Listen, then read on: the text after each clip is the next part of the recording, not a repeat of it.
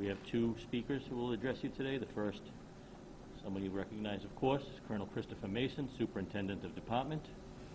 With the Colonel is Detective Lieutenant Michael Farley, Commander of our Violent Fugitive Apprehension Section. They'll tell you about the additions we're making to our most wanted list. Colonel?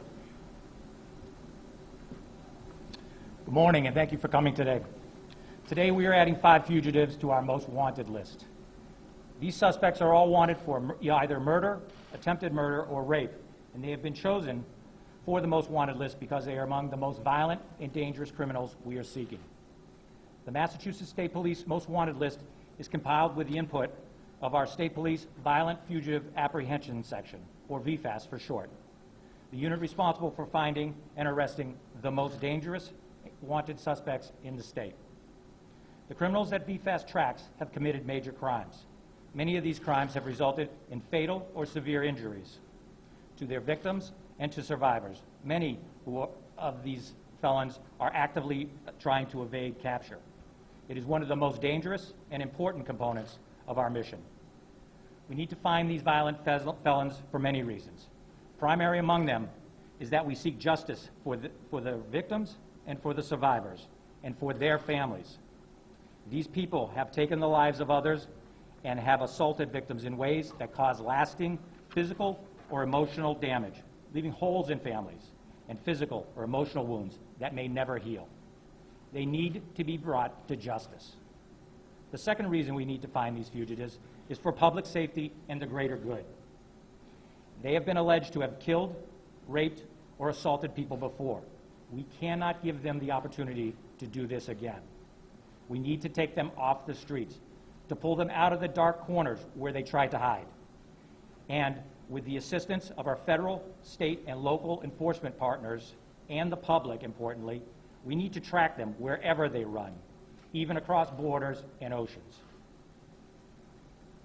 Our Violent Fugitive Apprehension Section is relentless in this effort. We thank the media today for sharing the photos and descriptions of these most wanted criminals, and for the public for looking at these photos, for sharing them, and for calling us with information or sightings. We need and rely on the help of the public, and any calls to the VFAS number listed on the posters can remain anonymous. Help us find these criminals. Most importantly, help the victims and survivors they may have hurt. I will now turn it over to Detective Lieutenant Mike Farley, who will provide a brief description of each of these 5 suspects and the crimes of which they are accused. Full descriptions will be posted on our social media sites, the Mass.gov website, and our news blog, mspnews.org. Thank you. Mike?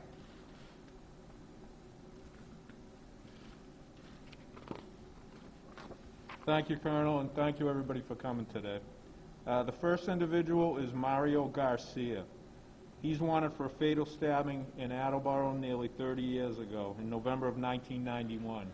He fled the area. He's actively avoiding apprehension. He has ties to his native Guatemala and to Connecticut, Georgia, and Utah. He's been at large for 3 decades almost, and we're doing everything we can at this point to find him. Number 2 is Alexander Keene Grant. He's wanted for a 2012 sexual assault in Yarmouth, in which he allegedly provided alcohol to a young female victim and then assaulted her while she was intoxicated. He defaulted on a 2014 court date in Barnstable Superior Court, fled, and he may be altering his appearance. He is an avid boater, and he typically goes by his middle name of Keene, and he has ties throughout the country, including Vermont, Rhode Island, Kentucky, and Arizona. Number 3 is Wesley Jordan Allison, and he's wanted for an armed assault with intent to murder, home invasion, and gun crimes in connection with the shooting of both a male and a female in Salem on January 24th. Both victims were shot numerous times, but fortunately they survived their injuries. There was an accomplice involved in this incident who is in custody, but Allison remains at large. He is also wanted for a shooting on New Year's Day, this January 1st, in Malden. He may go by his middle name of Jordan, and he has ties to Everett. Mr. Allison is also actively avoiding apprehension and is considered armed and dangerous. Next is Jeffrey Cancel Muniz, wanted for aggravated rape, kidnapping, strangulation, and assault that occurred in Greenfield last May. Cancel Muniz is a level 3 sex offender. He has prior convictions for indecent assault and battery, statutory rape, carrying a dangerous weapon, threats, and assault. He has been the subject of 11 civil restraining orders in Massachusetts, and he has multiple convictions for violating those orders.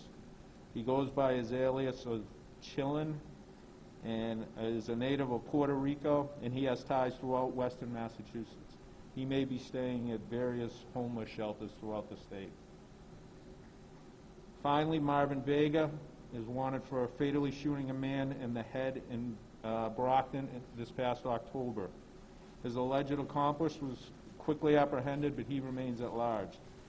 Vega has a lengthy criminal history, which includes an armed confrontation with Boston police and convictions for possessing a large-capacity firearm and assault and battery on a police officer. We consider him armed and dangerous.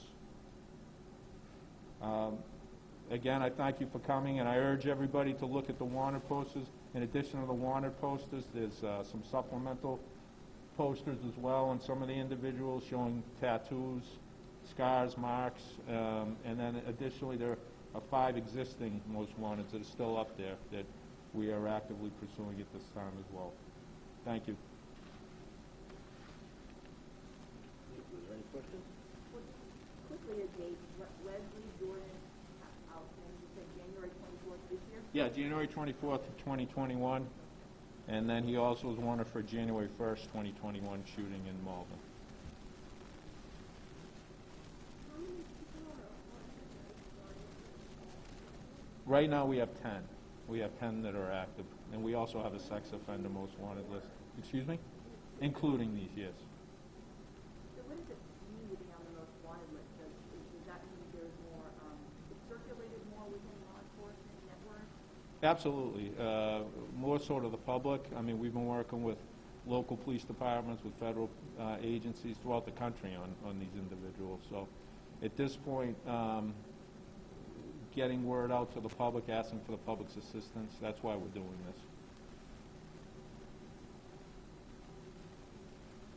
Okay, thank you. So we'll have a package that will have names, further details on the offenses, photographs, and some supplement. And a couple of, can I ask some of those questions?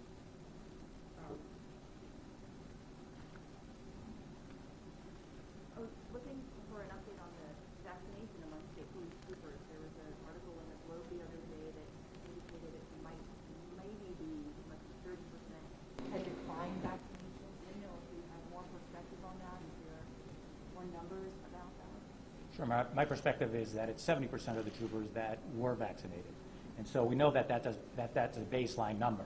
I also know anecdotally we have a number of members that serve in the reserve forces, they serve in the military, and that they've acquired their vaccines through that venue. Additionally, I know anecdotally from talking to troopers and going about the barracks that a number of troopers have gone to mass vaccination sites when they were in phase and obtained their vaccinations through that. So I certainly know that the number is higher than 70%.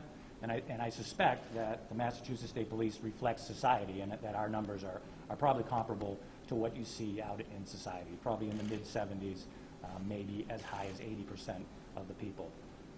I think that the experience that we certainly had at the Massachusetts State Police with administering vaccines to our people, I hope has led to a higher degree of confidence in the vaccination process, in the efficacy and safety of the vaccine, and I think that will spur even more people to get that. So I see that number increasing in the future, and I encourage that. Are there any state troopers who have refused or don't want to get the vaccine? I know that there are state troopers that, for a variety of medical reasons, religious reasons, the timing wasn't right, they just got a flu shot, so they were barred from getting it based upon medical advice.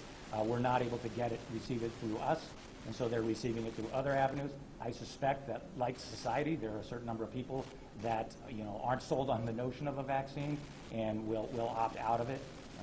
And so, again, I think we reflect within the state police the attitudes of the public.